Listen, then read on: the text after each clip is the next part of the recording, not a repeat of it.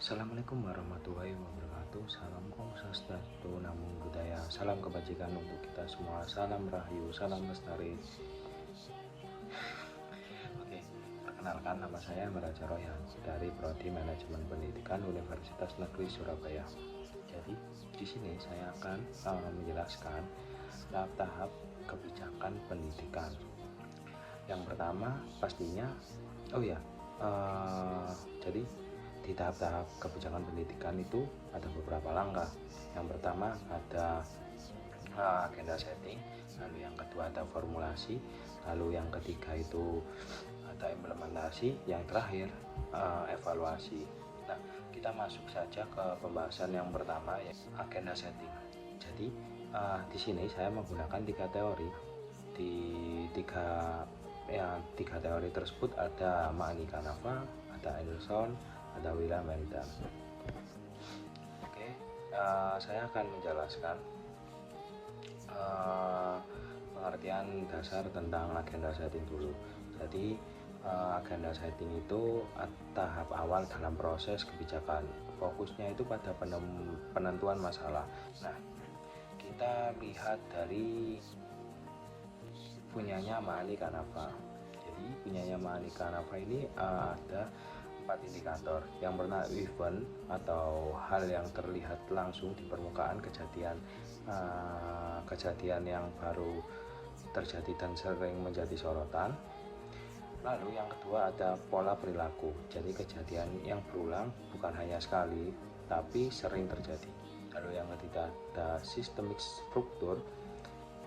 Jadi dari pola sebelumnya itu biasanya itu karena aturan, sistem atau kebijakan. Lalu mental model, bahasa Indonesia itu pola pikir. Jadi cara berpikir atau keyakinan yang mendasari sistem itu. Nah, setelah memahami indikator dalam model tersebut dapat dilihat banyak kebijakan yang seringkali hanya menyentuh bagian event atau kejadian yang tampak saja di kota-kota yang besar. Kebijakan yang diambil itu biasanya hanya menambah jalanan atau mengatur lalu lintas. Padahal jika dilihat lebih dalam, penyebab utamanya itu kan berasal dari pola penggunaan kendaraan pribadi yang tinggi. Jadi bukannya malah dibuatkan regulasi tentang kepemilikan transportasi pribadi, tapi malah jalannya itu diperlebar. Harapannya itu biar jalannya itu lancar. Bakalan banyak kebijakan justru terjadi karena tidak menyentuh lapisan terdalam, yaitu pola pikirnya. Yang kedua itu ada menurut Anderson 5 indikator. Yang pertama ada private problem atau masalah pribadi. Private problem ini masalah yang dirasakan oleh individu. Yang kedua ada public problem. Jadi masalahnya ini dirasakan sama khalayak luas, kan baik perorangan tapi baik kelompok. Lalu yang ketiga isu. Jadi masalah ini mulai dibahas. Nah, kalau sudah menjadi isu, kelompok A dan kelompok B itu juga mendiskusikan mendiskusikan masalah tersebut. Bahkan bukan kelompok A, bukan kelompok B saja, bisa jadi kelompok A, B, C, D, E itu mendiskusikan isu tersebut atau membahas itu tersebut. 4 itu ada systemic agenda. Jadi di sini itu di part ini pemerintah itu sudah mulai melek atau sudah sadar, wah ada nggak beres ini, institutional agenda. Jadi masalah ini sudah resmi dibahas dan ya bakal ditindaklanjuti oleh pemerintah atau pembuat kebijakan. Jadi dalam praktiknya teori Anderson ini bisa no viral no justice itu, atau media itu memiliki ketepatan besar dalam menentukan agenda kebijakan. Sebenarnya cukup miris juga ya, karena katakanlah di negara kita yang demokrasi,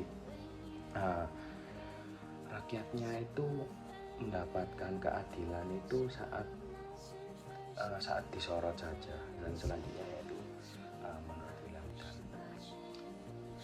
Jadi kalau menurut William Dunn ini ada 4 indikator ya. Yang pertama itu situasi masalah.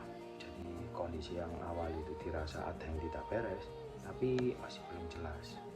Lalu yang kedua itu meta masalah. Masalah-masalah yang nggak jelas tadi itu mulai kekelompokan lah. Lalu yang ketiga ini masalah subnatif. Jadi masalah yang sudah dikelompokkan tadi itu sudah dipersempit. Terakhir yang keempat masalah formal. Jadi masalahnya ini sudah dirumuskan secara jelas dan siap buat kebijakan. Oke. Lanjut ke bab keempat, yaitu formulasi kebijakan. Fokusnya itu penyusunan dan perancangan berbagai alternatif solusi untuk mengatasi masalah yang telah ditetapkan sebelumnya. Dalam prosesnya, formulasi kebijakan ini melibatkan berbagai pertimbangan yang kompleks seperti aspek sosial, ekonomi, politik, serta ketersediaan sumber daya. Oh ya, selain itu, formulasi kebijakan ini tidak selalu berjalan secara ideal atau sepenuhnya rasional, karena sering dipengaruhi oleh kepentingan, kekuasaan, serta tekanan dari berbagai pihak. Dalam banyak kasus, kebijakan yang dipilih bukanlah yang paling sempurna, tetapi yang paling memungkinkan untuk dilaksanakan dalam kondisi tertentu. Kita melihat formulasi kebijakan itu yang dari undang-undang ya. Tahapan yang pertama itu perencanaan, jadi program legislasi nasional, prolegnas bahasanya orang-orang sana itu ya, berdasarkan kebutuhan dan prioritas nasional. Lalu setelah di prolegnas, yang kedua adalah penyusunan, jadi kebijakan yang dilengkapi dengan naskah akademik sebagai dasar analisis dan pertimbangan ilmiah. Jadi di tahap ini itu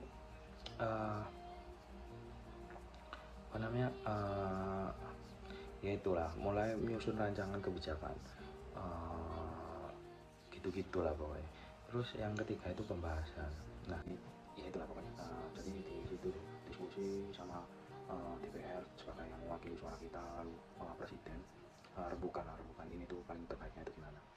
Jadi setelah dibahas dan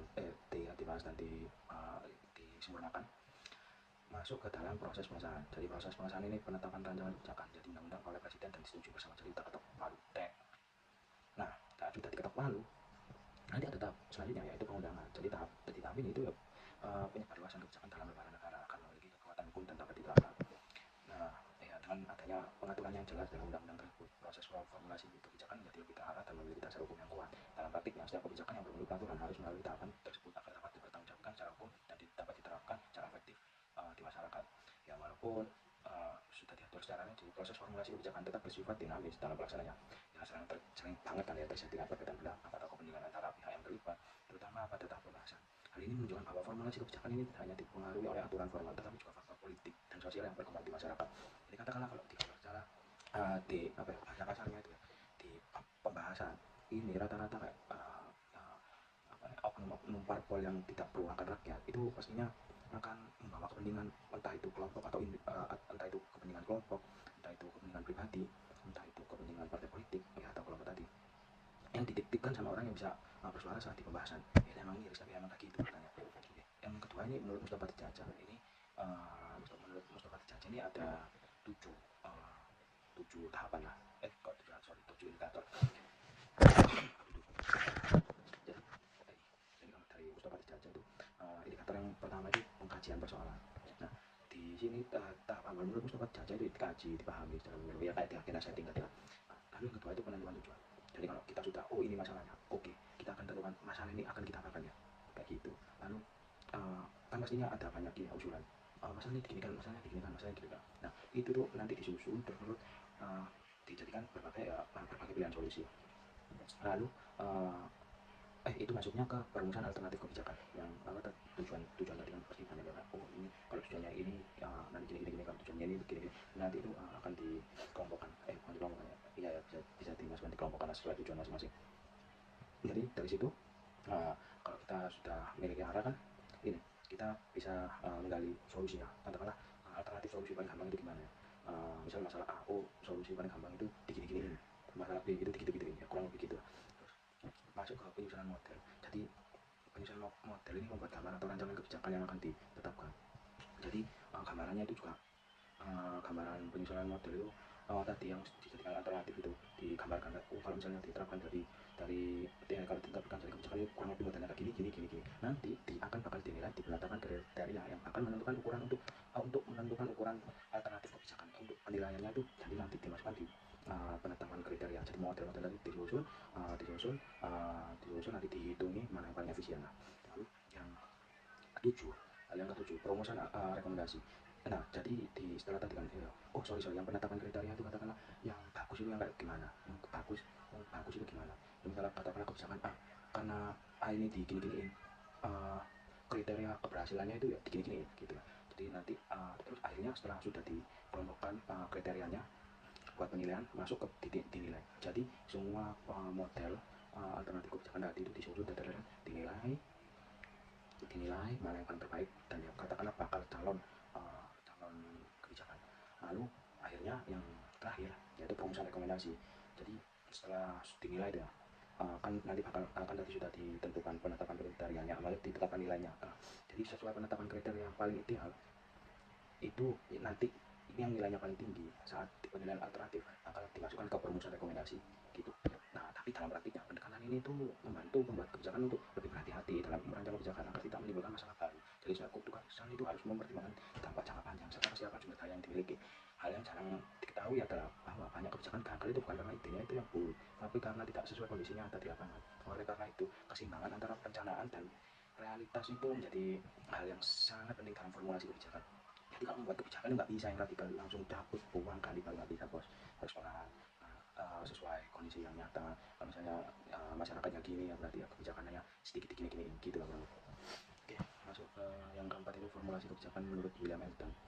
Jadi menurut William Elton itu ada benar-benar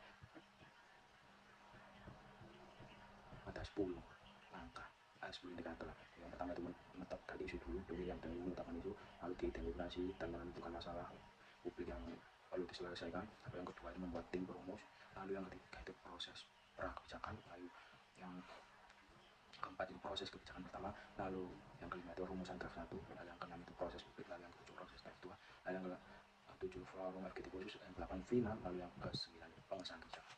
Dalam praktiknya pendekatan ini membantu pembuat kebijakan itu membandingkan berbagai alternatif secara objektif sebelum menentukan pilihan. Jadi setiap keputusan itu diambil berdasarkan pertimbangan yang matang dan terukur. Hal yang jarang diketahui adalah bahwa dalam pandangan dan tidak ada kebijakan yang benar-benar sempurna. Setiap kebijakan pasti memiliki kelebihan dan kekurangan sehingga yang dicarikan solusi terbaik secara mutlak, tetapi solusi yang paling ideal.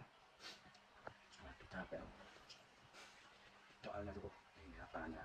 Ini kita masuk ke pembahasan selanjutnya yaitu implementasi.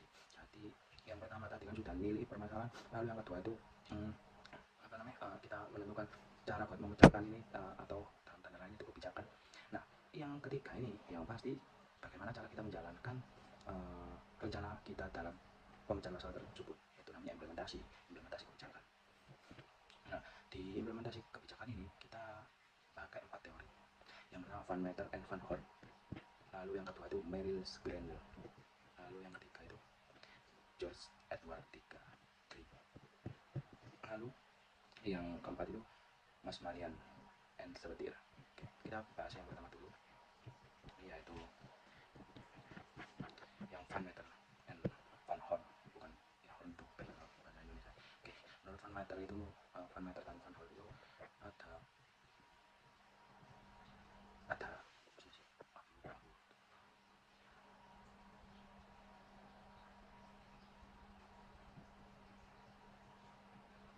enam langkah. Oke, yang pertama itu indikatornya itu standar tujuan dan kebijakan. Jadi standar dan tujuan kebijakan ini harus jelas. Nah, agar pelaksananya itu nggak bingung. Jadi di situ itu ini dikasih ditentuin standar lah. Dan tujuannya itu ya benar-benar dimatangkan biar nggak bingung. Lalu yang kedua sumber dayanya itu juga harus mendukung pelaksanaan kebijakan seperti baik itu fasilitas, tenaga, dan juga dana. Ya katakanlah kalau ya misalnya kita katakanlah taruh di daerah terpencil yang belum terakses teknologi, tapi kebijakan di sana tiba-tiba semua harus menggunakan laptop, padahal di sana laptop pun nggak tahu, HPT unit juga mereka belum nyentuh ya, jadi kan nggak bisa dilaksanakan kebijakannya di sana. Lalu yang ketiga itu komunikasi antara organisasi. Jadi yang komunikasi antar organisasi katakanlah si pembuat kebijakan itu turun ke bawah, hingga sampai katakanlah di pelaksana ujung umurnya. Kalau kita gambarkan sebagai kebijakan pendidikan guru, itu gurunya itu juga tahu dan paham cara menjalankan kebijakan tersebut. Itu jadi kalau dari presiden sampai guru ini harus bagus lah. Itu bisa melewati komunikasi lalu dan juga ya karakteristik organisasi dan juga penempatan pelaksana. Nah, yang terakhir kondisi sosial, ekonomi, dan politiknya yang saya sebutin tadi ya. Soalnya yang menjadi pembedanya ya di bagian politiknya. Ini biasanya ini yang cukup rumit kalau di dunia ya di Indonesia itu. Katakanlah misalnya si golongan A maunya semua pintar ngaji, golongan B maunya semua pintar membaca. Wah, akhirnya harus dicarikan jalan tengah dulu biar ditentukan sama sosial sama politiknya biar nggak langsung gampang putus karena ini didominasi sama ini ya gini gitu kurang lebih. Oke, yang selanjutnya ada Merle S. Grinder. Jadi menurut Merle ini ada tujuan. Jadi yang pertama itu kepentingan yang terpengaruh, yang kedua itu manfaatnya, lalu yang ketiga itu tingkat perubahan yang diharapkan, lalu yang keempat itu lokasi pengambil keputusan, lalu yang kelima pelaksana program, lalu yang keenam itu sumber daya yang digunakan. Jadi itu masih masuk ke ternyata ada bahannya, ya itulah gitu. Langsung aja kita bahas Guilds Edward 3. Jadi di Guilds Edward 3 ini ada beberapa indikator. Kalau di ini kami terlalu banyak kita gunakan variabel. Jadi ada beberapa variabel. Contoh yang komunikasi. Di komunikasi itu ada 3 variabel: penyampaian, kejelasan, dan konsistensi. Jadi di variabel komunikasi, penyampaian, kejelasan, konsistensi harus bersinergi bersama. Lalu yang kedua itu sumber daya, staf, informasi, kewenangan, fasilitas, ini juga harus memenuhi. Semua ini juga harus dipenuhi. Lalu di posisi, ini keterpihakan atau kalau di sini itu disebutnya itu sikap sama komitmen. Jadi sikap sama komitmennya ini harus benar-benar sikapnya ini harus ya kalau bisa menerima, komitmennya ini yang melakukan secara sungguh. Nah, struktur birokrasi yang ini itu harus ditetapkan SOP biar katakanlah standar operasional sama SOP tadi itu ya. Jadi yang pertama kerja ya untuk mengatur tata cara pelaksanaan kebijakan itu secara sistematis. Lalu yang keduanya itu fragmentasi. Jadi tugasnya itu nggak dilahap satu lembaga aja, tapi juga dibagikan tugas dalam organisasi yang dapat mempengaruhi kondisi koordinasi pelaksanaan kebijakan. Oke, yang terakhir ini kita akan membahas menurut Mas Manian dan sahabat Ira. Jadi di sini nih kita dari menurut Mas Manian dan sahabat Ira ini implementasi kebijakan itu dipengaruhi oleh 3 variabel utama, yaitu karakteristik masalah, yang kedua karakteristik kebijakan, dan yang ketiga itu lingkungan kebijakan. Jadi mereka itu menekankan bahwa implementasi tidak hanya bergantung pada pelaksanaan, tetapi juga pada tingkat kesulitan masalah serta kondisi lingkungan tempat kebijakan tersebut diterapkan. Nah, menurut Mas Manian dan Mas Sabitri, pendekatan ini itu mampu membantu memahami bahwa setiap kebijakan ini memiliki tingkat kesulitan yang berbeda dalam pelaksanaannya, dalam praktiknya. Kebijakan pengentasan kemiskinan itu ya kayak yang saya bahas tadi lah. Ini benar-benar apa ya? Harusnya itu diketahui itu dari misalnya ada luka itu keliwat boroknya itu dilihat bakterinya apa gitu. Ya hanya keliwat borok selalu kan aja ada bakterinya nanti gitu. Nah, akhirnya kita sampai di pembahasan terakhir kita di video ini, yaitu evaluasi kebijakan yang isinya itu sama juga kayak apa namanya implementasi 4. Kalau saya waktu menghafal itu ada katakanlah yang saya ingat itu 3, 3, 4, 4. Itu saya diajari oleh rekan saya yang diturunkan oleh rekannya dari pelajaran meja permukian. Jadi evaluasi kebijakan ini ya tahap dalam proses kebijakan yang bertujuannya itu untuk menilai sejauh mana sih kebijakan yang telah dilaksanakan itu mampu mencapai tujuan yang telah ditetapkan. Jadi pada tahap ini kebijakan itu tidak hanya dilihat dari hasil akhirnya, tetapi juga dari proses pelaksanaannya, dampak yang ditimbulkan serta kendala yang dihadapi selama implementasi. Jadi evaluasi itu menjadi peran penting karena dapat memberikan gambaran apakah kebijakan ini perlu dilanjutkan, diperbaiki, atau bahkan dihentikan. Tapi ya dalam praktiknya evaluasi kebijakan ini kadang itu kayak apa sih namanya? Ya aman saja Pak, baik saja, itu adalah istilahnya dalam politik itu. Saya lupa lagi. Asal Bapak senang ABS ya, itu rata-rata kalau di Indonesia itu ABS, asal Bapak senang. Kayak contohnya itu Pak Halil gitu ya, ditanya Bapak gimana evaluasinya begini, aman saja Pak, semua belajar dilaksanakan secara aman gitu. Itu yang cukup buruk ya, jangan ditiru saat kalian sudah memangku jabatan atau apapun itu, jangan ditiru ya, harus diberikan itu ya data analisisnya serta penilaian yang dilakukan itu secara sistematis, yang karena proses ini itu membantu untuk mengetahui kelebihan dan kekurangan dari kebijakan yang telah dijalankan. Nah, oleh karena itu evaluasi tidak hanya berfungsi bukan cuma penilaian tolak, tapi juga menjadi dasar untuk pengambilan keputusan di masa mendatang. Oke, yang pertama menurut James Anderson, jadi di evaluasi ini beliau itu ngasih 3 indikator. Yang pertama itu substansi, jadi dilihat isinya itu, isi kebijakan apa, tujuannya apa, dan kesesuaiannya dengan masalah yang ingin diselesaikan itu apa, kira-kira sama atau enggak. Lalu yang kedua itu saat implementasi. Jadi dinilai juga bagaimana kebijakan dilaksanakan, kesiapan sumber dayanya, dan juga pelaksananya. Nah yang ketiga itu dampaknya. Jadi ditandingkan menilai hasil atau pengaruh kebijakan setelah diterapkan. Jadi pendekatan ini menunjukkan bahwa evaluasi harus dilakukan secara menyeluruh dan fokus pada hasil akhir. Dalam praktiknya suatu kebijakan menunjukkan bisa saja dianggap berhasil karena mencapai target tertentu, tetapi jika prosesnya pelaksanaan tidak berjalan dengan baik, maka kebijakan tersebut akan perlu diperbaiki. Hal ini menunjukkan bahwa keberhasilan kebijakan tidak hanya diukur dari hasil, tetapi juga dari kualitas pelaksanaannya. Gitu kalau menurut Mas Hendra. Kedua ini menurut Stubing.